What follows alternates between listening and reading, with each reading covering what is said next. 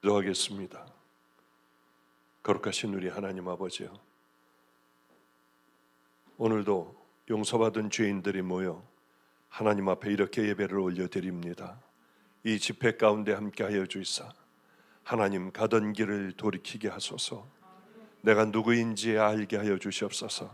세상의 모든 것들을 다 잃는다 해도 십자가만큼은 절대 하나님 붙잡은 손 놓치지 않도록 도와주시옵소서. 오늘의 집회가 그 집회가 되기를 소망합니다.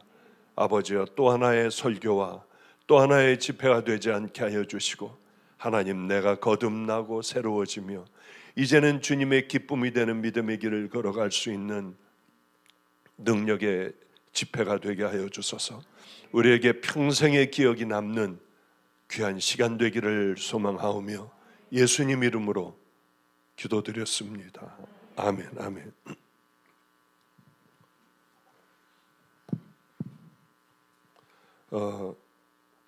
좀 전에 어떻게 그러면은 내가 임진영 목사를 만났을까 생각을 잠깐 해봤는데 얼른 기억이 나더군요. 그때는 아마 감리교 신학대학 집회였던 것 같습니다. 좀 뜨거운 집회였고, 뭐 제가 능력이 있는 게 아니라 성령님께서 함께 해주실 때는 아주 뜨거운 집회가 될 수 있고, 그렇지 않으면 아무리 준비를 많이 해가도 그저 한숨만 푹푹 쉬고 돌아오는 집회가 되죠. 그런데 감리교 신학생들에게 하나님께서 은혜가 필요하셨는지 그때는 강력한 은혜를 베풀어 주셔서 그냥 서 있던 신학생들이 뻥 하고 떨어지기도 하고요. 그리고 교수들이 올라와 우느라고 잘 이야기도 제대로 하지 못하고, 또 감신 집회에 여러 번 갔었습니다마는 그때 아마 제가 임진혁 목사를 만났던 것 같아요. 신학생으로 저에게 따라오며 뭐라고 한참을 그랬는데 그 내용은 잘 생각은 나지 않고 그 다음에 저에게 기도원으로 찾아왔더군요. 아, 이 친구는 끈질기니 뭔가가 되겠다 하는데, 목사님, 저는 잠을 잘 때 무서워서 불을 다 켜고 잡니다. TV까지 다 켜야만 잘 수 있는 그런 신학생입니다. 그래? 그럼 지금부터 어디 한번 훈련을 해보자. 이제 내가 있는 이 원장실에서 그저 한 30m 떨어진 데서 거기서 기도를 해라. 전혀 안심하니까 무슨 일 있으면 달려와라. 30m에서 기도를 했고요. 또 거기서 이겨나갈 수 있으니 또 뭐 한 10m 더 뒤로, 20m 뒤로, 그러며 100m 뒤로, 나중에는 무덤을 찾아다니며 기도하고, 가장 센 데가 어디예요, 목사님? 악한 사단이 공격이 심한 데가 어디입니까? 아, 그래, 거기는 저쪽쯤 되는 데는 가서 견딜 수 있겠니? 예, 목사님. 그리고 그것도 정복하며 여기저기 정복하며 그렇게 두렵고 무서운 것을 향하여 열심히 자기를 갖고 나가며 영적인 칼을 갈고 살아가는 우리 임 목사를 볼 때, 우리 주님께서 한 세대를 좀 쓰셨으면 좋겠다 하며, 또 오늘 고마웠던 게 하나가 있습니다. 왜냐하면 이럴 때는 다 위축되어 있어요. 이럴 때는 다 두려워합니다. 제가 임 목사에게 요즘 밤낮 얘기하는 게 물반 고기반이야. 지금 갔다가 열심히 투망질을 해봐. 남들은 다 안 될 때, 다른 교회들은 반토막이 날 때, 반토막 때는 그 사람들 다 끌어와. 죽어라고 열심히 하면은 하는 것과 안 하는 것과는 전혀 다르니 나가서 죽어라고 열심히, 하여튼 뭐 라이프 추리를 하든지 나가서 전도하든지 관계 전도하여 들여오든지 지금이 최고의 절호의 기회다 하는 얘기를 제가 했던 그런 기억이 납니다. 그래요. 그리고 그것의 일환으로 이렇게 또 집회를 하니 얼마나 감사한지 모릅니다. 혹시 인터넷 성도들이 있다면은 정하지 못하고 있거나 방황하는 분들이 있다고 하면 이미 길이 트여 있는 길턴교회로 오시면은 감사하겠습니다. 제가 이런 생각을 해요. 이제 나이가 한 달 후면은 70 아니에요. 그러니 얼마나 많은 경험을 하고 왔겠고 또 주님과 얼마나 많은 시간들을 함께 하게 했었겠습니까? 그런데 중요한 게 있더라고요. 그런데 대부분의 성도들이나 종들이 이걸 간과하는 거예요. 그냥 또 하나의 설교를 들어버려요. 얼마나 참 가슴이 아픈지 모릅니다. 여러분, 오늘 들었던 것 다시 한번 들어보세요. 제가 이게 마지막 설교라고 하면 뭘 할까? 나는 이거 할 거야. 그런 마음으로 또 저 얘기야, 또 저 얘기야. 왜 그런 줄 아세요? 가장 중요하기 때문에 이 설교를 또 이 예를 자꾸 들며 귀한 것을 마음속에 푹 집어넣으려고 그런 마음을 갖고 오늘도 이 설교를 해야겠다. 제가 한 설교가 한 8,000여 개가 됩니다. 한 설교가 아니라 제가 가지고 있는 설교 여기저기 다니면서 한 주일에 17번을 했을 때도 있어요. 그러니 얼마나 많은 설교를 갖고 있겠고 그 중에 주옥 같은 설교들은 얼마나 많이 있겠습니까? 그러나 그 무엇보다도 하나님, 저는 첫 설교를 이걸로 시작할 거예요. 내 인생의 마지막 설교라고 하면 이걸로 할 거예요. 제가 방주교회 은퇴할 때에도 저는 이 설교할 겁니다. 그래요. 다른 게 아니라 제가 그동안에 경험해왔던 것 중에 가장 귀한 게 뭘까? 저는 성도 여러분들에게 유언같이 얘기해요. 나라고 하는 인간은 가꾸지 않으면 잡초가 되어버립니다. 여러분의 신앙은 잠깐 놔버리니 어떻게 됩니까? 교회에 나와서 예배를 안 드리니 여러분의 신앙은 도대체 어디로 가고 있습니까? 기도는 합니까? 성경은 봅니까? 크리스찬 뭐라고 하는 신문이 우리 집에 왔습니다. 김영성 목사가, 목사님 이걸 보세요. 전 깜짝 놀랐어요. 교인의 50%인가 40%인가 50%는 한 번도 기도를 안 한대요. 성경을 안 읽는다고 해요. 그냥 와서 예배만 보고 가는 거예요. 더군다나 코로나 때가 되었습니다. 이때 우리들의 믿음을 어떻게 지켜야 할 건가? 우리의 믿음을 스스로 지키지 않으면은 분명한 것은 우리는 믿음 다 털어먹어 버릴 거예요. 기도 요만큼 하던 사람들도 그것마저 이제 안 할 겁니다. 어느 기관에서 크리스찬들에게 물었답니다. 그러니까 반 이상이 나는 이제 코로나가 없어진다 해도 동영상 예배를 드리겠다, 인터넷 예배를 드리겠다 하더래요. 왜? 이것이 굳어지면 이제 큰일 나는 거예요. 저는 그래서 성도들에게 꼭 얘기해 주고 싶은 게 있습니다. 내 신앙은 내 스스로 지키지 않으면은, 내 스스로 날마다 나를 갈지 않으면은 우리는 과연 천국이 보장될까? 이렇게 살다가 가장 중요한 건 예수 그리스도의 십자가는 외에는 없습니다. 구원받을 길이 없어요. 그러나 구원받은 믿음의 자녀들이 이제 천국을 향하여, 구원받은 그것으로 천국을 향하여 성령님과 함께 가야 하는데 가지 않고 세상에 묻혀 있다고 하면 과연 그거 진짜일까요? 우리는 뭘 해야 되느냐? 저는 마태복음 5, 6, 7장을 늘 읽으라고 합니다. 그것을 내 것으로 만들며 날마다 이것을 큐티를 하며 내가 뭘 버려야 할까? 무엇을 하면 주님 기뻐하실까? 그래, 나는 남에게 상처를 많이 줘. 이제 이 상처 주는 말 대신에 사랑한다, 내가 미안하다, 잘못했다, 그리고 남을 격려해 주는 그 입술로 나는 살아갈 거야. 하여튼 그런 마태복음 5, 6, 7장을 읽으며 내 삶이 변화되어 가야 돼요. 인격이 변화되어 가야 돼요. 주님의 말씀대로 바로 그런 사람들이 되어 가야 합니다. 너희들 이거 전체 지키지 않으면은 마치 모래 위에 세운 집과 같아서 다 무너질 거다, 그날에. 그건 무슨 말일까요? 그냥 다 무너져도 너희들 천국 가, 그 얘기일까요? 싸워야 된다고 말씀하셨어요.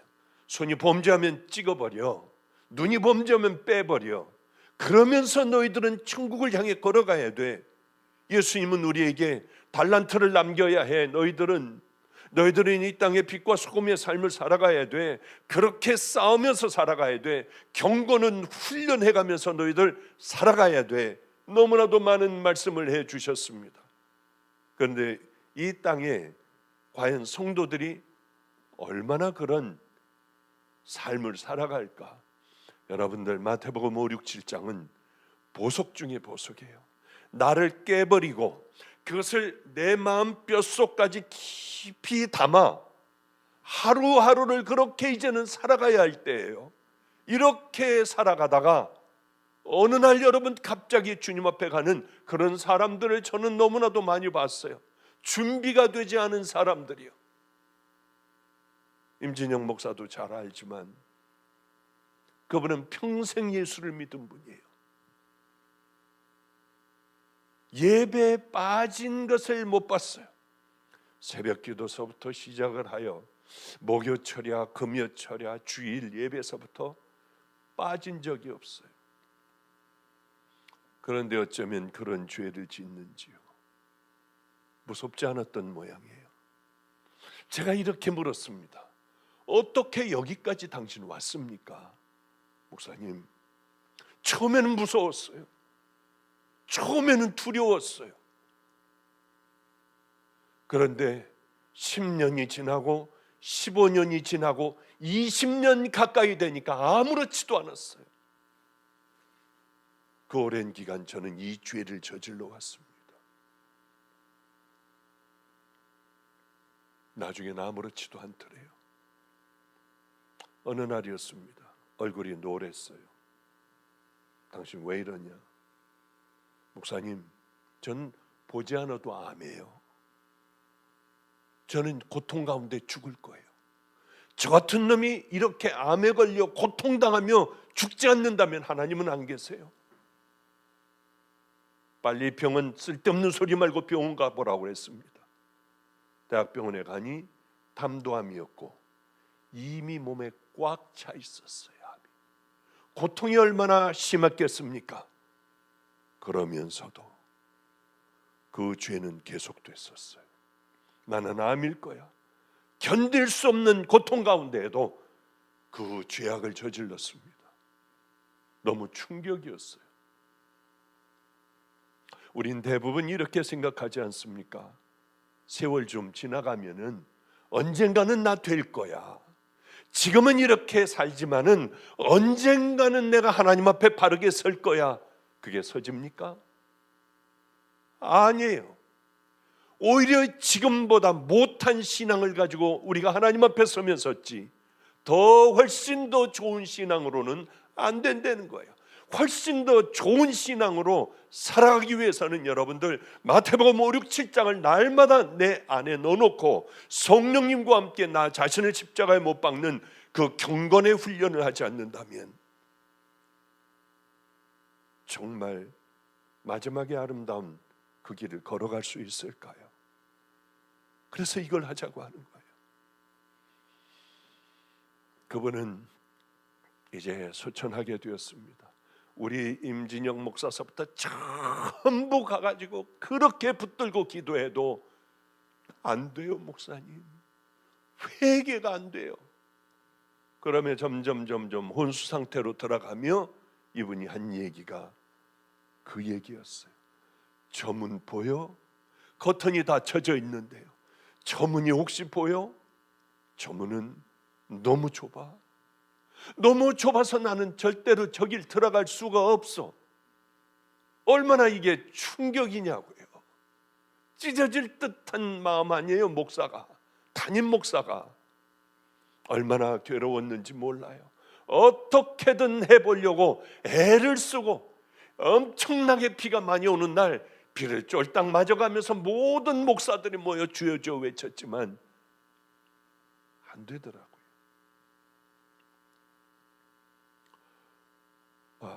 우리 박현식 전도사님이 계세요. 마가의 다락방에 맨 앞에 앉아 사람들을 열심히 교인들에게 인사하고 할렐루야 할렐루야. 방주교회에서는 제가 담임으로 있을 때 이분이 그렇게 할렐루야 할렐루야 하는데 그분을 거기 못 쓰게 했어요. 제가 막 방주교회로 부임을 했을 때 그렇게 결정들을 했더라고요. 너무 불쌍한 거예요. 전도사님, 여기 안 계셔도 돼요. 우리 마가의 다락방에 가셔서 소천하시는 그날까지 여기서 할렐루야 하고 교인들 다 받아주세요. 그래서 그분은 기도원에서 하시게 됐고 근 20년 가까이 되는 세월을 거기서 여러 성도들을 어머니같이 이렇게 맞아주시고요. 저에게는 기도의 어머니예요. 그분이 이런 얘기를 하시더라고요. 바로 본인이 곧 하나님 앞에 가게 되었다고 하며 이제 목욕도 하시고 하며 하신 말씀 중에 하나가 교인 1000명 중에 1명 천국 들어갈 거예요. 저는 이런 얘기들을 제 입으로 한다고 하면 저는 이단이라고 그러고 여러 교회에서 벌떼같이 달려들어 저를 공격할 거예요. 그는 주님만이 아시겠지만 이 땅의 교회들을 보며 어쩌면 맞는 말일 수도 있어. 그런 생각을 갖기도 해요. 아무렴 1000명 중에 1명일까? 그런 생각도 또한 갖기도 하고, 그러나 분명한 것은 예수님께서 말씀하신 그 말씀대로라고 하면, 그게 정말이라면 주여 천국을 들어갈 자의 수가 적으니까 좁은 문으로 들어가기를 힘쓰라. 들어가기를 구하여도 그것을 얻을 자가 적으니라. 우리는 세상에 그저 모든 걸 다 잃어버려도 괜찮아요. 다 잃는다 해도 괜찮아요. 천국만 잃지 않고 있다면, 우리가 붙들고 있는 십자가만 놓치지 않는다면 저는 우리는 승리하는 믿음의 자녀라고 생각을 해요. 세상의 모든 박수를 받으면 뭐합니까? 그러기에 마태복음 5, 6, 7장 산상수훈 주옥 같은 이 하나님의 말씀을 우리는 지켜나가자고 하는 거예요. 죽는 그날까지 날마다 우리 마음속에 담아 주님께서 이걸 가장 기뻐하시는 것이니 하루하루를 믿음의 길을 향해 걸어가자고 하는 거예요. 또 하나는 성령님과 동행하지 않으면 우리는 이 험한 세상에 살아갈 능력을 잃어버려요. 죄에 자꾸 노출되어 있는데 그 죄를 따라가게 돼 있어요. 하나님의 말씀대로 살아가긴 힘들어요. 죄는 쉽게 노출돼요. 그것이 금방 습관이 돼요. 내 삶의 일부분이 되어버립니다. 딱딱하게 들어가 돌같이 굳어져 버리게 돼요. 이것을 떼어내려면 얼마나 힘든지요. 이걸 과연 떼어낼 수 있는 사람들이 있을까? 죽음을 눈앞에 두면 떼어내는 사람들이 있더군요. 죽음을 눈앞에 두면 울며 설교하는 분들이 꽤 있더라고요. 그래, 하나님께서 이 은혜를 주시는구나. 그러기에 돌이 들어오기 전에 우리는 마음의 빗장문을 딱 닫아버려야 합니다. 이것이 그래도 마음의 빗장문을 닫아도 우리 안에는 잡초들이 또 열심히 잡초들이 자라나기 시작을 해요. 열심히 뽑아내야 합니다. 성령님과 함께 늘 살아가야 돼요. 성령님은 언제 들어오십니까? 이 시대에는 성령님을 이미 다 없애버린, 소멸시켜버린 시대가 되어버렸어요. 그러니 어떻게 하면 성령님께서 다시 임하실까요? 더러운 죄를 회개하면 성령님은 우리 안에 다시 오세요. 그래서 다시 탄식하시고 그렇게 하면 안 된다 하시고 주님이 기뻐하실 그 일들을 열심히 생각하게 하시고 살게 해 주세요. 성령님과 24시간 같이 지내는 거예요. 밤에 잘 때도 성령님과 함께 이 얘기 저 얘기하며 잠들고 눈을 딱 뜨면은 그때서부터 힘든데 딴 생각하지 말고 이빨 닦으면서 세수하면서 샤워하면서 성령님과 함께 얘기 한번 해보세요. 그게 여러분의 삶이 되게 한번 해보세요. 혼자 밥 먹으면서 아무 할 일 없이 그저 아무 생각 없이 밥 먹는 게 아니라 성령님과 함께 이야기하며 밥을 먹고요, 성령님과 동행하면서요, 운전해 가면서도 또 전철에 타서도 그냥 가만히 있지 말고 이분하고 가까이 하는 거예요.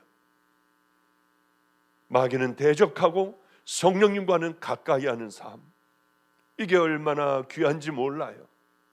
그리고 하루의 일과가 끝나면 다 씻고 또 뭐 다른 거 할 필요 없이 그분하고 또 얘기하다가 잠이 들고요. 이 삶이 이렇게 살아간다면 강력하게 성령님은 우리하고 함께 하여 주신다는 거죠. 그것뿐만이 아니라 어떤 일들을 만나면 예수님이면 어떤 일을 어떻게 하셨을까? 오늘도 목사니까 하루에 여러 명의 성도를 만나게 될 거 아니에요. 오늘도 어떤 성도님을 또 만나게 되었습니다. 그런데 예전에 어려울 때 잠깐 도와드렸던 모양이에요. 저는 기억조차도 없습니다. 이제는 모든 것들이 괜찮아. 다시 저에게 이제 이걸 갖다 드려야지 마음이 편할 것 같더래요. 그런 상담을 할 때 얼른 저는 어떤 기도를 하느냐 하면, 주님 어떻게 해야 돼요? 이걸 받아야 해요? 말해야 해요? 받아서 어디에 써요? 제 입술을 주장해 주세요. 그냥 그렇게 늘 성령님하고 하듯이 저도 모르게 자동적으로 제 머리 안에 크게 돌아갔어요.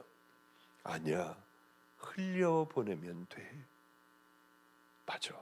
그래서 입을 열어 성도님에게 말씀을 드렸어요. 성도님, 제게 줘가지고 제가 하면은 그저 줬던 걸 갚는 것밖에 더 되겠습니까? 그런데 성도님은 그렇게 어려운 분이 있다면은 그걸 흘려보내 보세요. 그리고는 이 다음에 모든 것들이 다 잘 된 다음에 어려운 사람에게 이걸 나누세요. 이렇게 한다면은 하나님의 은혜가 흘러가고 하나님께서 얼마나 기뻐하시겠습니까?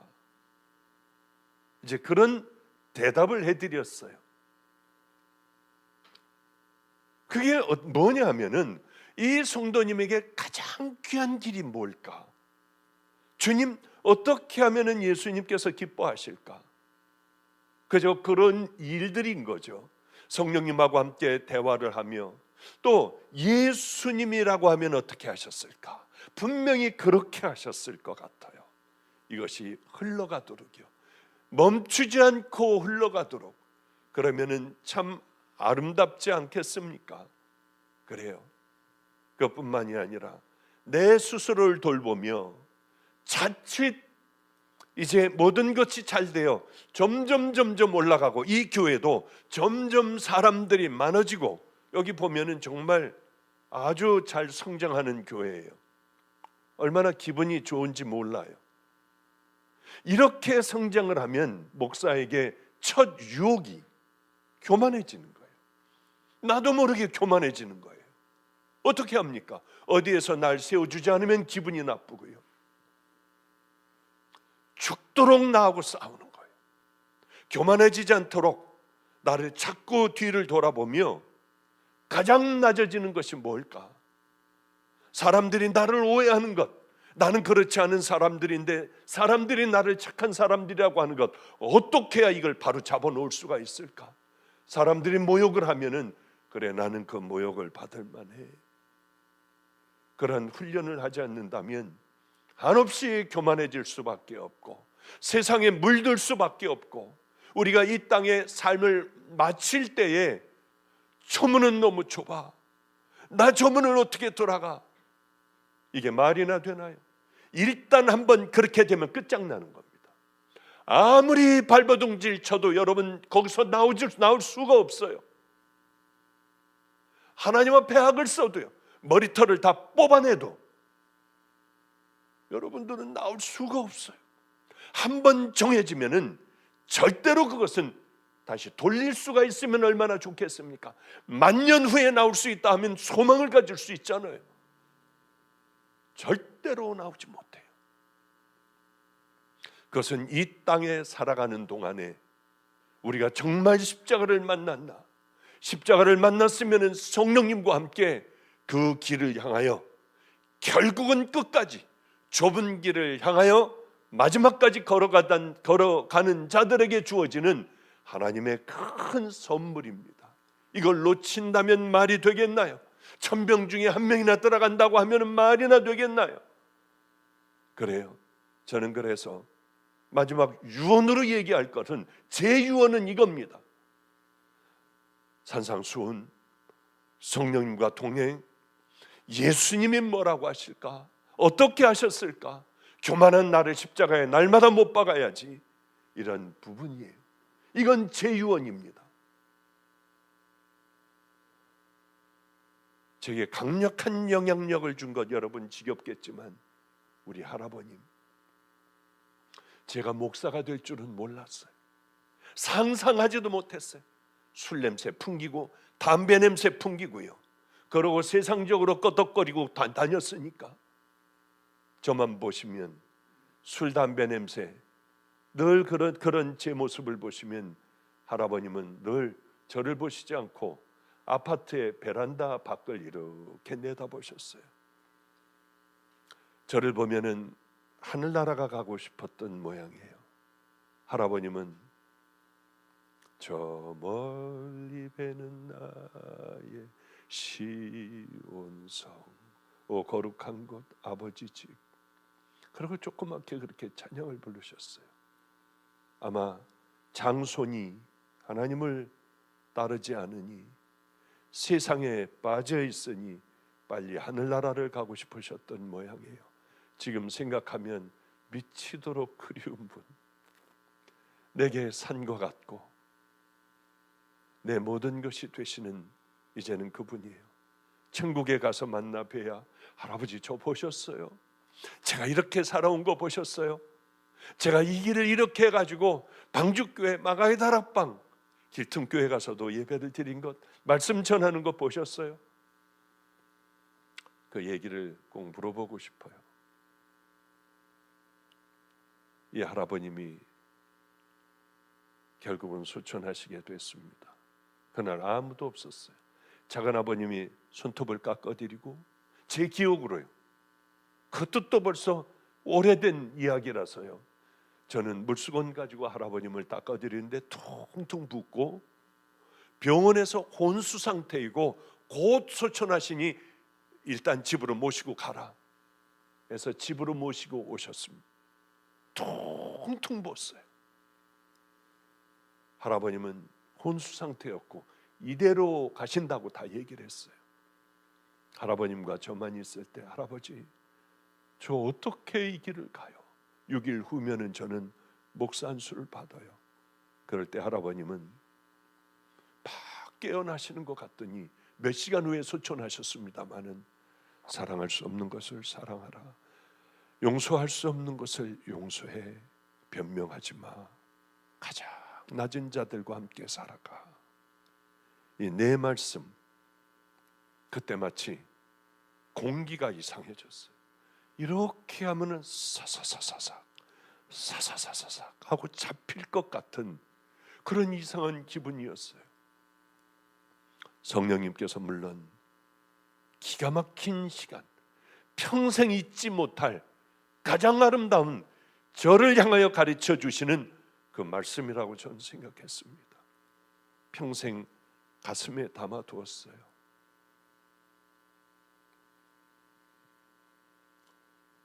주님을 만나는 그날,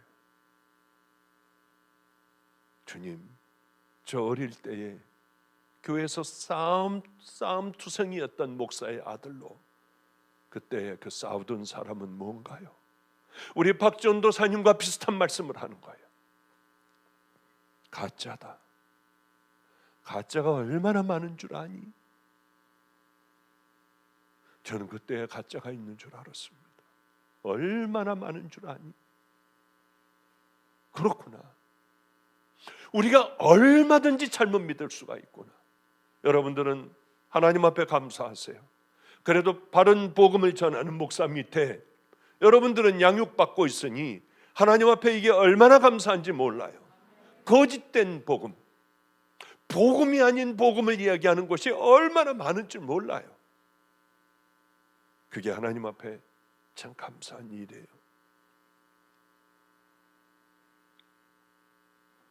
가짜다. 가짜가 얼마나 많은 줄 아니? 또 왜 교만하지 말아야겠다 생각했냐 하면 나는 내 종들을 그들이 나를 사랑했기에 내가 높이 올려줬단다. 그들은 그때의 십자가의 영광을 다 가로챘어. 절대로 십자가의 영광만큼은 가로채지 말아야겠다. 주님, 제가 만약에 이 길을 가다가 하나님께서 저를 올려주셨는데 십자가의 영광을 가로챌 때는 죽여버리세요. 얼른. 바로 죽여버리세요. 아무리 영광을 받으면 뭐예요? 길거리에 쳐 죽은 개 같은 그런 비참한 인생 아니에요. 사람들에게 영광을 받으면 뭐해요? 좋은 자리에 있으면 뭐합니까? 이미 끝장난 인생으로 이 길을 100번 가면 뭐합니까? 왜? 이렇게 살아가다 보면은 주님 앞에 서는 그날이 반드시 있을 텐데 그건 미친 짓 아니에요. 성도 여러분들도 생각을 해보십시오. 그 아름다운 말로 할 수 없는 천국이 우리에게 보장되어 있는데 우리가 그 길을 걸어가지 않고 그저 지금의 음란과 거짓과 탐욕 이런 위선, 우울, 분노 이런 걸로다가 가득 차 있어 말도 안 되는 그 길로 걸어가 버린다면 이거는 정말 말도 안 되잖아요. 그렇게 되기 전에 얼른 죽어버리는 게 낫지 않습니까? 그렇다고 여러분 자살하고 그러라는 거 아니에요. 우리에게는 얼마든지 기회가 있는데 지금 아니면은 점점 후로 갈수록 굳어져 하나님 앞에 돌아오기가 어렵다고 하는 걸 목사로서 수도 없는 많은 사람들의 예를 보며 저는 깨달았기 때문에 지금 돌아와야 한다는 거예요. 지금 오늘서부터 시작하지 않으면 안 된다고 하는 거예요. 가짜다. 이제 탈들을 뜯어버려야 됩니다. 가면을 뜯어버려야 돼요. 하나님께서 제일 싫어하시는 것, 예수님께서 싫어하시는 것이 무엇인 줄 압니까? 가면을 쓰고 살아가는 것. 창녀면 그대로 몸 팔다가 나와도 간음하다가 나와도 주님은 다 용서하시고 내가 너를 정죄하지 않아, 이 말씀을 하셨습니다. 그런데 용서하지 못하는 건 가면을 쓰고 나오는 바리새인 서기관들을 향하여 그렇게 야단을 치지 않으셨습니까? 그래요. 이건 제 마음에 깊이 새겨두고 있는 것 중에 하나예요. 우리 또한 제 멘토가 있습니다. 제 멘토는 별의별 능력을 다 가지고 있었어요. 하나님 앞에 가까이 있는 분이었어요. 그런 것을 간증하면 저는 이단이 되고 신사도가 돼요. 제 평생에 그건 지금까지 보지도 못한 광경들이었고 기적들이었습니다. 가끔 임진영 목사하고는 함께 나눌 때가 있어요.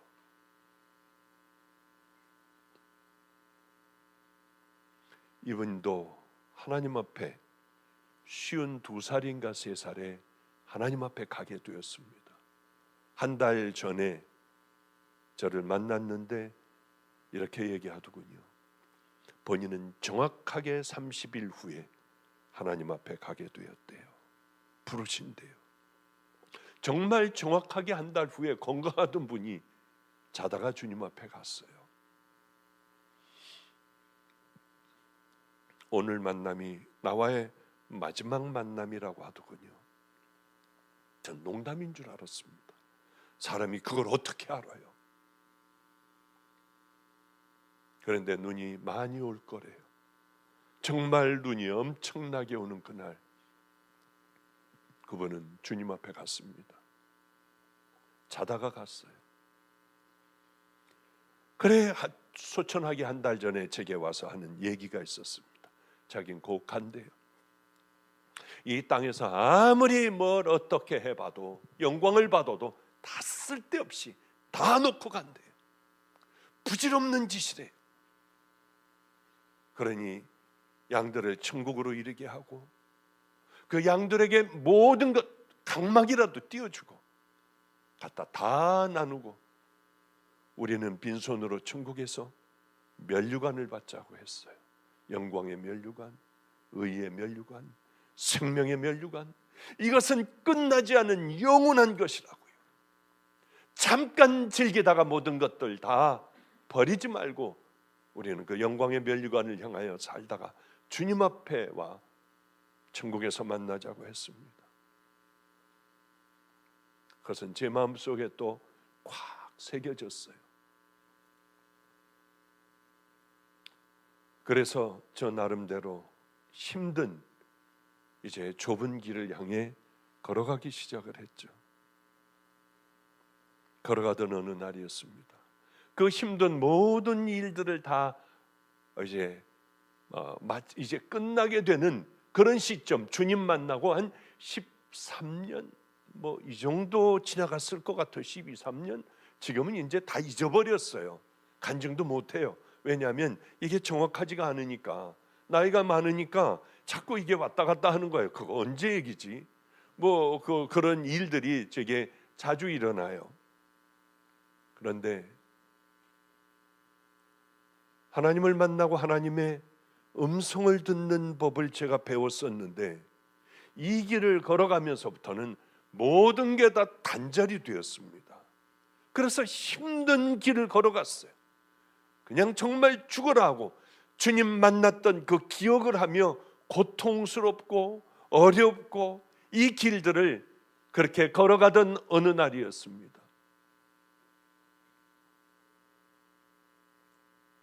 애들을 학교를 보냈어요. 길거리에 살던 애들, 도둑질하던 애들, 이런 아이들이 이제 학교를 다니며 잘 다니게 되었습니다. 애들을 하나하나 학교 가기 전에 끌어안고 기도를 해줬어요.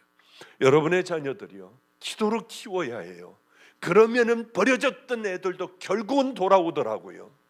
오늘도 참 건달 하나가 있었습니다. 중3짜리가 건달이었어요.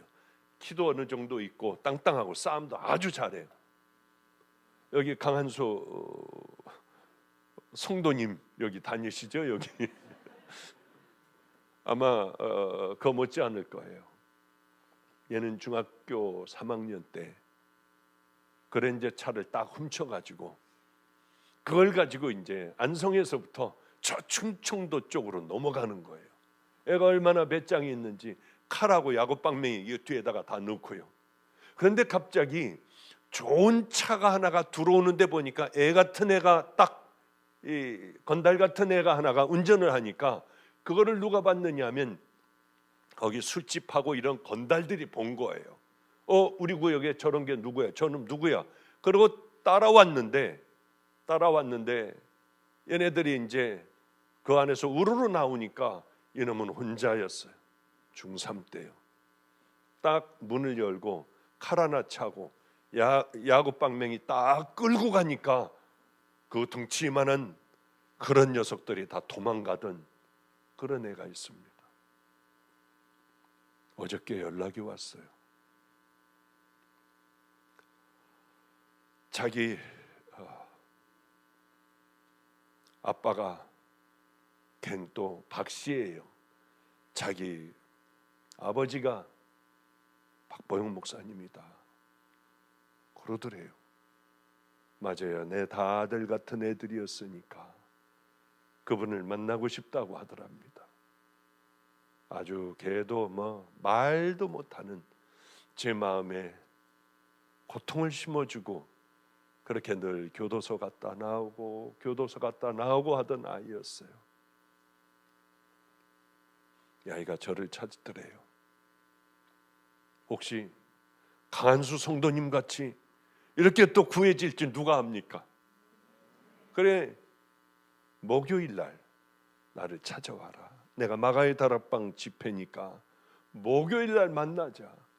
하나님께서는 이 나이 많은 나, 이렇게 그때는 정말 깜깜하고 하나님 앞에 수도 없이 기도해도 이루어지지 않던 이런 일들이 어떻게 요즘에 이제 70이 다 돼가는 나이에 얘네들이 돌아올 수가 있을까? 또 4살 때 어떤 할머니가 저에게 버린 그 아이도 대학원을 잘 다니고 내 예쁜 딸이 되어 이제 한 2달 후에요. 한 2달 후에 결혼식을 합니다. 방주교회 목사하고 결혼식을 하는데 사람들 의견이 다 그러는 거예요. 목사님이 아빠가 되어 끌고 얘를 데려 들어가래요.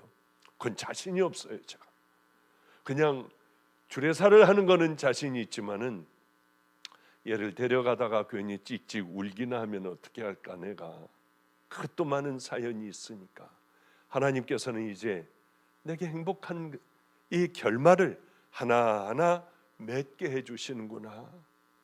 어쩌면 그 아이가 또 나를 만나자고 할까 가슴이 두근거리기도 하고요. 한편으로는 또 작은 걱정이 있기도 하고 그래요. 저는 그렇게 힘든 고난의 세월을 이제 지나며 아이들을 학교를 기도해주고 보냈는데 누가 저를 부르더라고요. 그래, 밖에 나가보니 아무도 없었어요. 혹시 13년 전에 주님 나를 부르실 때 그 음성 아닐까? 달려가 강대상에 머리를 짓지며 울기만 했어요. 울기만 했어요. 소리내서 울기만 했어요. 왜? 저는 마음이 약한 사람인데 별의별 일들을 다 당했거든요. 제가 감당이 안 되는 일들이 대부분이었어요. 얼마 전에 안성을 제가 4번이나 갔다 왔습니다. 여기 임 목사하고 한수하고 같이 갔다 오기도 하고요. 얼마 전에 바로 전주일인가 또 그 전에 또 갔다 오기도 하고 4번을 요즘에는 다녀왔어요. 그런데 정태균 선교사, 아프리카의 선교사로 같이 살던 애, 그렇게 또 걔도 고통스럽게 했던 애가 선교사로 나가게 됐죠. 막강한 선교사가 됐습니다. 이 아이하고 둘이 안성을 가게 됐어요. 가는데 그러더라고요. 목사님, 저기요. 저기 저기 기억 안 나세요, 목사님? 안 나. 저기 목사님 매 맞고요, 모욕당하고요, 턱선 매 맞고 그러던 데 아니에요. 제가 어렸을 때 저것들 죽여버릴 거야 하는데 제가 눈으로 하지 말라고 하더래요. 가만히 있으라고. 너는 걔도 매 맞을 것 같으니까. 몰라, 전혀 기억이 안 나. 아니, 저기가 기억이 안 나세요? 안 나. 나는 그 광신극장 그쪽에 있는데 거기에 토큰가게 아저씨에게 그쪽으로 가면 그 아저씨가 와서 주먹으로 때리고 쓰러지면 발로 밟고 그때 그렇게 많이 매맞았던 거기가 생각나지 저쪽은 안 나는데. 참, 목사님 엄청 맞으셨어요. 그랬구나. 그게 제 삶이었거든요. 정말 힘든 삶이었거든요. 그런데 그날 이렇게 엎드려 울기만 하고 있었어요. 내 종아, 주님이실 거야. 13년 전에 그 주님이실 거야. 울면서 그냥 소리내서 울고만 있었어요. 말씀이 내 마음에 들리기 시작했습니다. 내가 다 봤다. 정말 전율을 느꼈어요. 그럼 내가 좀 더 잘할 걸. 미쳤지, 내가 더 잘할 걸. 그런 것들이 제 마음에 꽉 들어가 있어요. 할아버님 말씀, 내 멘토의 말씀, 또 제가 그동안에 느꼈던 것 다 봤다고 하는 성령님의 음성, 가짜라고 하는 바로 그 말씀들이요, 이것들을 제 마음속에 담았습니다. 성도님들, 이거는 성경에 있는 이야기가 아니에요. 그냥 저 개인적인 얘기니까 이걸 가지고 당신들 이거 믿어라, 저는 그렇게 얘기하지 않아요. 그러나 성경에서는 분명히 마태복음 5, 6, 7장을 통하여 우리에게 분명히 말씀을 해주세요. 마태복음 5, 6, 7장이 아니라 다른 여러 곳에도 우리에게 그렇게 말씀을 하세요. 그러니 하나님은 언제든지 우리를 보십니다. 우리는 이 땅에서 어쩌면은 잠깐 잘못하면은 가짜와 진짜 쌓이는 종이 한 장 차이예요. 어쩌면 우리는 가짜가 될 수도 있어요. 그러나 좀 전에 말씀드린 대로 나는 누구인가? 나 어디로 가고 있나? 나 정말인가? 주님 앞에 가면 주님은 내게 뭐라고 하실까를 생각하지 않는다면, 그냥 이렇게 예배만 왔다 갔다 보면서 살아간다면 얼마든지 가짜가 될 수 있다고 하는 거예요.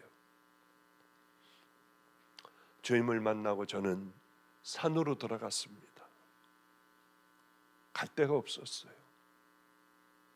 산에서 먹을 것도 별반 없었습니다. 2년간을 물론 사람을 만나기도 했지만은 거의 만나지 않고 사람들과 단절하고 하나님과 한번 깊이 사귀어보겠다고 하고 2년간을 산속에 있었어요. 성경을 얼마나 봤는지 몰라요. 별의별 일들이 그 안에 일어나지 않았겠습니까? 무서웠어요. 맨 무덤 있고 한 가족이 몰살을 당했을 때 거기 묻히기도 했습니다. 얼마나 무섭겠어요. 아무도 없어요. 두렵고 무서울 때마다 무덤으로 갔습니다. 나갔어요. 내가 싸워 이겨야 돼. 그래, 마귀들을 내가 물리칠 수 있는 힘이 있어야 돼. 거기서 통성기도 하고요. 산속 깊이 들어갔어요. 별의별 체험을 다 하지 않았겠습니까? 그런 얘기들을 하려면 밤새 한 달간 해도 모자랄 거예요. 그렇게 들어가 성경을 보고 산에 올라가 기도하고 성경 보고 산에 올라가 기도하고 2년간을 했습니다. 그때는 간증 못할 많은 주님과의 사연들이 있었어요. 깨닫게 해주시는데 무섭게 성경이 깨달아지는 거예요. 한 번 붙들면 밥도 안 먹고 아침서부터 밤까지 성경을 읽어요. 밤이면 산기도를 가야 했기 때문에 가서 기도하다 보면은 주님께서 모든 걸 다 덮어주세요. 그곳에서 자고 일어났는데 제 몸에는 아침 이슬 한 방울도 묻어 있지 않았었고요. 피해, 지금 피해야 한다. 뭐야? 눈을 뜨고 하면은 그 갈색으로 그 국방색인가요? 그 회색 비슷한 독사가 저를 쳐다보고 있기도 했고요. 수도 없는 많은 경험을 했어요. 그러며 성경을 읽고 또 읽고 불같이 깨닫게 되고요. 로마서를 읽으며 뒹굴면서 울기도 했고, 그런 세월들이 있었는데 성경이 점점 좁혀지더라고요. 결국은 어떻게 하면은 내가 구원을 받을 수 있습니까? 어떻게 하면은 내가 영원한 생명을 얻을 수 있겠습니까? 예수님에게 물었는데 예수님께서 뭐라고 하시냐면은 영원한 생명이에요. 지금 천국 얘기를 하고 있는 거예요. 그 천국 가려면 어떻게 가야 합니까? 예수님께서 이렇게 말씀하세요. 마음을 다하고 목숨을 다하고 힘을 다하고 뜻을 다하여 주 너의 하나님을 사랑하라. 천국 가는 방법이에요. 우리가 그렇게 생명을 다해 하나님을 사랑하지 않으면은 우리는 그곳에 가기 어렵다고 하는 주님의 말씀이에요. 여러분 정말 하나님 사랑합니까? 아멘 대답 맘대로 하지 마세요. 정말 우리가 사랑하냐고요. 마음을 다하고 목숨을 다하고 힘을 다하고 뜻을 다하여 정말 그렇게 여러분의 모든 걸 다하여 하나님을 사랑하냐고요. 그리고 여러분의 이웃을 내 몸같이 사랑합니까? 우린 이렇게 안 돼요. 잘. 저도 안 되는데 어떻게 해요? 아멘하고 마음대로 그저 쉽게는 얘기할 수 있지만은 그게 정말 내게 돌아왔을 때에 정직하게 내게 물어볼 때 저는 잘 안 돼요. 제가 더 중요한 것 같아요.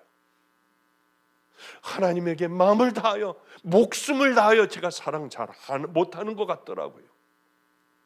그러나 한 가지 분명한 건 저는 늘 십자가를 붙들고 성령님과 그렇게 늘 살아가는 그 삶이 있기에 모자랄 때마다 깨닫게 하여 주시고 또 도저히 이건 안 되는 거예요. 이건 이게 용납이 안 돼. 그래도 주님 마태복음 5, 6, 7장을 비교하여 이 문제를 딱 들여다보면 저를 부러뜨려야 돼요. 딱 부러뜨려 버리는 거예요. 힘들지만은 그게 목숨을 다하는 것보다는 훨씬 쉽지 않습니까? 확 다 해버리는 거예요. 그냥 확 저질러 버리는 거예요. 모욕을 당해도 정말 뜨끈하고 화끈한 모욕을 당해도 화기를 저질러 버리는 거예요. 왜? 주님이 원하시는 일이라면. 그런데 그것을 계속 해나가면 놀랍게도 이것이 내 몸에 익혀지기 시작을 해요. 작은 것부터 시작하는 게 큰 것도 단호하게 할 수 있다는 거예요. 제가 잘난 척하는 게 아니라 이것은 경건의 훈련으로부터 포기의 훈련으로부터 나에 대한 애착으로부터 벗어나는 길이에요. 그리고 그 일들을 순종할 수가 있더라고 하는 거죠. 저는 그런 생각을 했습니다. 어떻게 그러면 목회를 해야 해요? 성령님, 저는 어떤 길을 어떻게 가야 해요? 근데 결론이 났어요. 이게 십자가 만나지 않고 좁은 길 가지도 않고 넓은 길 가고 범죄하면서도 얼마든지 우리는 전도할 수 있어요. 나를 그대로 붙잡고 있고 악한 죄 가운데 끈적거리는 죄 가운데 있으면서도 우리는 얼마든지 은혜로운 예배를 드릴 수가 있어요. 망할 사람이 뿔 달고 나옵니까? 지옥 갈 사람들이 여러분들 사단의 형상하고 앉아 있겠습니까? 아니에요. 교인들 중에도 거룩한 모습 가운데에도 속은 사단의 모습이고 죄악 덩어리가 얼마나 많아요. 1000명 중에 1명 들어가기 어려울 거야. 왜 그렇게 자꾸 그 생각이 나는지 모르겠어요. 진정한 삶에 돌이킴이 없다면, 쉽게 얘기하면 회개, 십자가를 만나지 않는다면, 우리를 자꾸 바라보지 않는다면, 하나님의 말씀 앞에 내가 서 있지 않는다면, 성령님과 함께 동행하지 않는다면, 여러분 분명히 나 그러기 때문에 여기까지 온 것 아니야. 나는 정말 갈 수 있을까? 그래. 나는 아무리 봉사하고 교회 열심히 다닌다 해도, 성경을 전체 한 권을 다 암송한다 해도 진정한 구원받지 못한다면, 그리고 구원을 이루어가는 그 삶, 십자가의 보혈로 구원을 얻었지만은 성화되는 좁은 길을 향하여 걸어가지 않는다면 얼마든지 가짜가 될 수 있겠구나. 그래, 이걸 얘기해야겠어. 첫 설교도 이걸 얘기했고, 오늘도 그 심령으로, 그 심정으로 뭘 얘기할까 하다가 보니까 그래, 이 얘기해야겠구나 하는 생각을 했습니다. 그리고 이제 본문을 들어가려고 하니까 벌써 끝날 시간이 다 됐어요. 제가 50분만 하겠다고 했는데 벌써 1시간이 다 됐으니까 그냥 그런 줄 아시고요, 그냥 잘해야겠다, 그냥 그렇게 아시고 그냥 이상으로 끝내려고 하는데, 아무래도 이게 이렇게 끝나면 안 될 것 같다는 생각이 자꾸 듭니다. 저도 이제 늙은 모양이에요. 왜냐하면 우리 집에는 감나무만 4그루, 큰 엄청나게 많이 열리는 감나무만 4그루가 있습니다. 많이 열려요.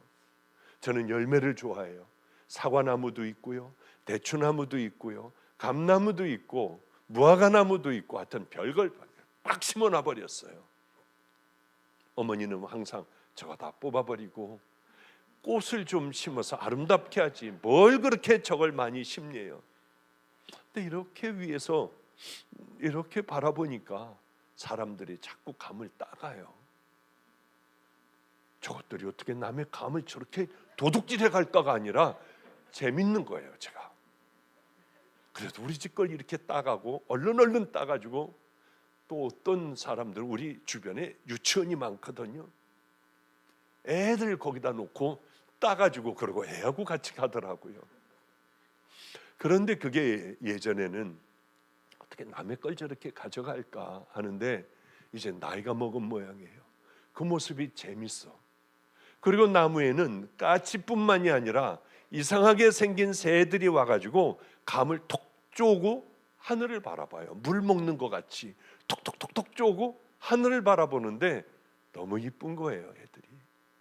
그래서 제가 명령을 했습니다. 그 감을 따면은 아마 여기 있는 분들 다 먹고도 남아요. 일체 어떤 것도 우리 집에선 따지 말아라. 사람들이 따가게 하고 새들이 먹이가 되게 해라. 사람들이 아마 저희 집에 오면 이상하다고 생각을 할 겁니다. 왜냐하면 감들이 많이 매달려 있으니까요. 그러며 지나가던 생각이 하나가 났습니다. 우리 아프리카 가는 애가 굉장히 정태균 선교사가 굉장히 어려운 데로 가요. 보란 가브라 족속, 이 사람들은 서로들 죽여요. 소말리아에서 총들 막 이런 거 기관총 사다가 바로 옆 부족이 우리 땅에 와서 풀을 뜯었으면은 그 학교에 가서 애들을 다 죽여버려요. 총을 쏴가지고 선생이고 뭐고 다 죽여버려요. 그럼 이쪽에서 또 가가지고 다 죽여버리고. 그러니까 무서워서 선교사들이 못 들어가요. 우리는 그 북쪽을 뚫어야만 합니다. 그 북쪽은 다 무슬림이에요. 소말리아 뭐 이런 데 있지 않습니까? 여기하고 다 가까운 데인데 우리의 가장 걸림돌은 바로 그쪽이었습니다. 이번에 첫 번째 무슬림 쪽에 이제 우물도 파고 또 선교지를 교회도 만들고요, 뭐 불태우고 그러잖아요. 거기서는요. 바로 거기다가 이제 첫 북쪽으로 가는 그것을 곧 시작하게 돼요. 우리 선교지는 북쪽으로 시작하는 바로 거기에 있으니까. 왜냐하면 제게 북쪽을 뚫어 무슬림들을 복음화시키는 거예요. 그러려면은 보육원을 먼저 짓고요, 고아애들 데려다가 잘 기르고, 그리고 교회를 져놓고 뭐 어떤 고난은 당하지만은 이 사람들에게 이제 복음을 전하는 그 일들을 하려고 이제 땅도 사고 거기에 우물을 파기 시작을 했어요. 거기는 사막이에요. 물이 나오질 않아요. 그런데 이제 그 마지막에 제일 무서운 동네가 있습니다. 바로 거기에 이 정태균 선교사 가족이 다 들어가기로 했어요. 서로들 죽여요. 선교사가 못 들어가요. 폐 타이어에다가 씌워서 불질러 죽여버리니까. 그런데 이 설교를 9살짜리 딸아이가 하나가 있는데 옆에서 듣고 있더래요, 제 설교를. 그러더니 아빠한테 달려와가지고 놀라가지고 우리가 정말 거길 가? 그러더라는 거예요. 우리는 가야만 해. 거기 가서 꼭 하나님의 뜻을 이루어야 해. 그러니까 얘가 아프리카에 있다 왔거든요. 유치원에 뭐 이렇게 초등학교인가 다니다가 왔거든요. 급하면 영어가 나와요. Don't go! 하고 소리를 질르더래요. 아니야, 우린 가야 해. 그러나 하나님께서 우리를 지켜주실 거야. 저는 그 집에다가 지하를 콘크리트로 만들어 위험할 때는 들어가 피할 수 있는 그런 장소도 만들어 주려고 해요. 왜 그러냐 하면, 근데 이 아이 얘기하는 게 참 감사해요. 목사님, 저는 천하게 살아왔잖아요. 더럽게 살아왔잖아요. 어머니는 농약을 먹고 자살을 했어요. 누나는 목매달아 자살을 했어요. 정말 어쩌면 그렇게. 그리고 아버지는 알코올 중독이에요. 목사님, 이런 가운데 나도 이 저주받은 집안에서 태어나 나도 알코올 중독자가 되었다가 이제 종의 길을 걸어가잖아요. 조금도 두렵지 않아요. 그곳에서 영광의 죽음을 맞이한다면 저는 세상에 가장 행복한 자가 될 것 같아요. 이 아이하고 같이 전전주일날 그래도 1박 2일 마지막 여행이 될 것 같은 거예요. 자꾸 왜 그런지 불길한 생각이 들어 너나하고 여행을 가자. 그래서 이 아이하고 함께 속초를 가게 됐어요. 얘가 묻더라고요. 목사님, 사랑이라는 게 뭘까요? 하나님을 사랑해드리고 싶은데 많은 사람들에게 배려한다는 게 뭘까요? 그러더라고요. 배려란, 사랑이란 상대방이 마음 아플까 봐 내가 더 아픈 거야.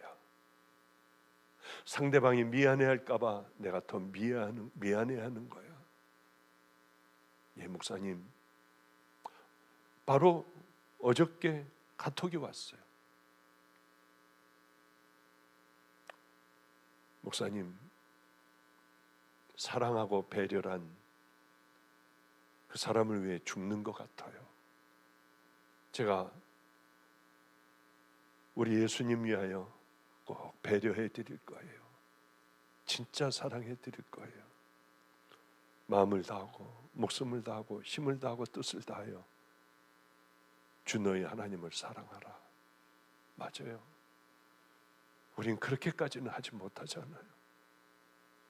그러나 최선을 다해서 말씀 앞에 우리를 세워놓는 그 일 정도는 할 수 있을 거 아닙니까?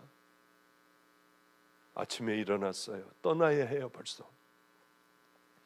그런데 그 속초에 거기 방에 새가 한 마리가 들락날락하고 왔다 갔다 하는데 거기 왜 그렇게 그날 추웠는지 모릅니다. 우리는 아침도 못 먹었어요. 춘천 가서 닭갈비를 먹자고 해가지고요. 그런데 가져간 감이 있었습니다. 제가 홍시를 이 큰 거를 좋아하거든요. 그래서 그걸 반을 잘라서 제 방에서 먹으려고 하는데 새가 불쌍한 거예요.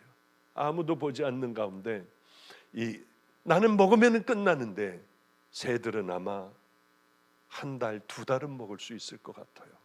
그래 겨우 밖에 나가 걔네 집 앞에다가 감 반쪽을 넣어놨어요. 그리고 보니까 나무에서 다른 새들이 또 먹고 싶어하는 것 같아서 밖에 베란다 있는데 밖에 쪽에다가 이렇게 하나를 놓는데 정태균 선교사가 어느 틈인지 옆에 와 있더라고요. 목사님은 짐승들에게도 배려를 하시는군요. 저는 내 딸에게 이걸 먹이려고 하다가 아프리카 아이가 배고파하면은 저는 그 아이를 주겠습니다. 얼마나 감사했는지 몰라요. 어쩌면 가망이 없는 얘네들이 이렇게 귀한 믿음의 길을 향하여 걸어갈까? 주님을 위하여 마음을 다하고 뜻을 다하여 우리 주님을 사랑하는 마음을 갖게 되었을까? 그런 걸 생각했습니다. 저는 요즘 참 행복한 목사라고 생각을 해요. 오늘 그저 쭉 해나가려고 했는데 여기서 그냥 앞 한 페이지에서 걸리고 말았습니다. 다음번에 또 만나서 말씀을 전해드리도록 하죠. 우리는 개척을 하나를 하게 되었습니다. 김성준 목사에게 꼭 개척을 해주고 싶었어요. 그래서 마가의 다락방에서 한 1,000명 정도를 띄워서 개척을 해줬습니다. 1년 반 정도가 지났어요. 잘하더라고요. 김성준 목사가 설교도 잘하고, 이대로 놔두면 유명한 목사는 분명히 되겠구나 하는 생각을 했고, 사람들은 점점 더 들어오기를 시작을 했습니다. 그런데 어느 날 케냐에 한 30여 명 모이는 교회에서 김성준 목사에게 초청을 한 거예요. 30여 명 모여요. 얘는 1,000여 명 되는 목회를 하고 있는 가운데 사람들이 다 따르고 있고요. 저에게 왔더라고요. 목사님, 30명 되는 교회에서 초청이 왔어요. 저는 억지로 하라 말아라, 이미 머리들 다 컸는데, 저는 은퇴했는데 그렇게 얘기할 수 없잖아요. 너는 어떻게 생각하니? 목사님 말씀하시면 가라고 하면 다 내려놓겠습니다. 센데 속으로 생각을 했어요. 그건 네가 해야지. 내게 배운 대로 네가 해야지. 내가 해서 되겠냐? 목사님의 배운 대로라고 하면 작은 데로 가야 되지 않아요? 나는 네가 얘가 없으면은 제가 거기 가가지고 또 그걸 또 설교해야 되고 하지 않습니까? 근데 본인이 그러더라고요. 낮은 데로 내려갈게요. 참 고마웠어요. 그래, 어제 케냐로 어린 아들, 아주 어린 애들입니다. 걔네들을 데리고 어제 떠났어요. 아무도 나가지 말아라. 외롭고 쓸쓸하게 가게 해라. 교인들도 한 명도 못 나오게 하고, 전도사들, 부목사들 일체 못 나오게 했어요. 외로운 길을 걸어가게 하기 위해서요. 그게 쉬운 일 같습니까? 1,000여 명 되는 교인, 이제는 출세가 보장이 됐습니다. 이걸 다 놔버리고 30명 되는 교회로, 그것도 한국에 있는 교회가 아니라 아프리카에 있는 열악하기가 짝이 없는 그 교회 간다는 것이 쉽냐고요. 어제 떠나는 목사님, 저 가겠습니다. 그래, 잘 다녀와라. 그리고 전화를 끊고 주님 앞에 기도하며, 나 행복한 사람이구나. 난 다른 거는 몰라도 그저 열매 맺는 삶은, 아이들 통한, 이 종들을 통한 열매 맺는 삶은 살아왔구나. 너무나도 감사했어요. 그런데 가기 바로 며칠 전이었습니다. 자기네들은 집안 식구들끼리 예배를 드리는데, 애들이 한글을 아니까, 막내도 띄엄띄엄 한글을 그저 읽으니까 같이 성경을 쭉 돌아가며 읽고 있는 중이었답니다. 읽고 있는 중에 마침 딸아이 차례가 돼서 읽는 것이 사도행전 20장 22절부터 24절까지 얘가 읽었대요. 보라, 이제 나는 성령에 매어 예루살렘으로 가는데 거기서 무슨 일을 당할는지 알지 못하노라. 오직 성령이 각 성에서 내게 증언하여 결박과 환난이 나를 기다린다 하시나, 내가 달려갈 길과 주 예수께 받은 사명, 곧 하나님의 은혜의 복음을 증언하는 일을 마치려 하면은 나의 생명조차 조금도 귀한 것으로 여기지 아니하노라. 딸이 이 성경 구절을 읽는데 아내가 통곡을 하더래요. 자기도 통곡을 하고 울었대요. 이 말씀을 읽는 빛나는 무슨 일인지 몰라 울더래요. 막내 아들은 엄마 아빠가 울고, 누나가 우니까 같이 따라서 막 울더래요. 마음이 뭉클했어요. 목사님 염려하지 마세요. 생명을 다해 목사님 하시는 사역들 불같이 다 일으켜 세울게요. 그래, 너는 내 아들이지. 내 소원인 북쪽을 두어봐. 그리고 어제 떠났습니다. 인생을 살아가는 건, 이 땅에서 누리는 건 그저 잠깐 누리다가 가는 게 우리 인생이에요. 어리석게도 세상에 꽂혀 있는 사람들은 그것만 바라봅니다. 그것이 아니라 우리는 저 하늘나라를 유업으로 이어받을 귀한 성도들이에요. 이제 어떻게 살아가야 할지 오늘 이 밤에 여러분들 다시 깊이 생각하시며, 이제는 열매 맺는 삶, 주님의 기쁨이 되는 삶, 그 좁은 길이라고 하는 그 길, 우리도 함께 열심히 걸어가다가 우리 천국에서 만나는 귀한 성도님들 되시기를 주님의 이름으로 축복합니다. 기도하겠습니다. 거룩하신 하나님 아버지요, 결단하는 밤이 되기를 소망합니다. 왜 그렇게 안 되는지요? 하나님, 설마 1000명 중에 한 명이겠습니까? 오늘 이곳에 모인 믿음의 자녀들, 목말라 왔으니 모두가 함께 아버지여 그 길을 향하여 이제 시작하는 길을 달려가게 하여 주시옵소서. 세상의 것들을 바라보지 않게 하시고 오직 살아계신 십자가에 달리신 예수님만 바라보게 하옵소서. 축복하옵고 예수님 이름으로 기도드렸습니다. 아멘.